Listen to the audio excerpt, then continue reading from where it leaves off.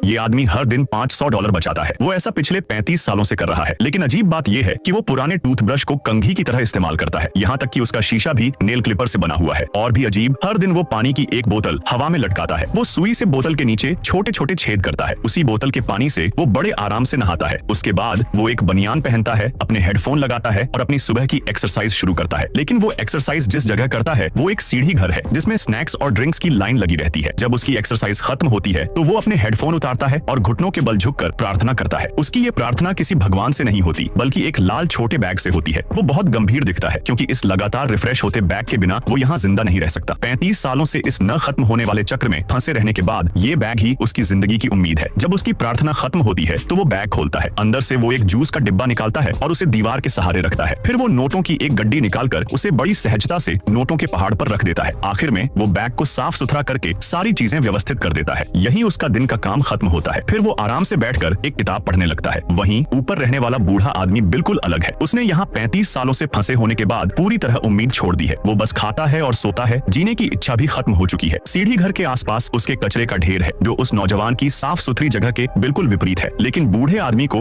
अपनी हालत की परवाह नहीं है क्योंकि हर दिन सब कुछ रीसेट हो जाता है। चाहे जितना कचरा हो, कुछ खत्म नहीं होता। लेकिन कोई यकीन नहीं करेगा कि ये बूढ़ा आदमी कभी पुलिस अफसर था और ये नौजवान सिर्फ एक चोर। और तो और 35 साल पहले इस नौजवान का भाई इसी बूढ़े आदमी की वजह से मारा गया था। लेकिन इस अंतहीन चक्र में जहाँ से कोई बाहर नहीं निकल सकता, दोनों ने अपनी नफरत को भुला दिया। ऐसा लग रहा था कि उनकी जिंदगी शांति से हमेशा के लिए ऐसे ही चलती रहेगी। लेकिन तभी कुछ अनहोनी हो जाती है। एक दिन बूढ़ा आदमी अचानक अपना सिर पकड़कर जोर से चिल्लाने लगता है। नौजवान भागकर उसके पास आता है। उस वक्त बूढ़े आदमी को सहन न करने वाला दर्द हो रहा था। नौजवान कुछ समझ पाता उससे पहले ही बूढ़ा आदमी अपनी जान गंवा देता है। अब नौजवान परेशान है। उसे समझ नहीं आ रहा कि वो यहाँ अपनी बाकी जिंदगी अकेले कैसे बिताएगा।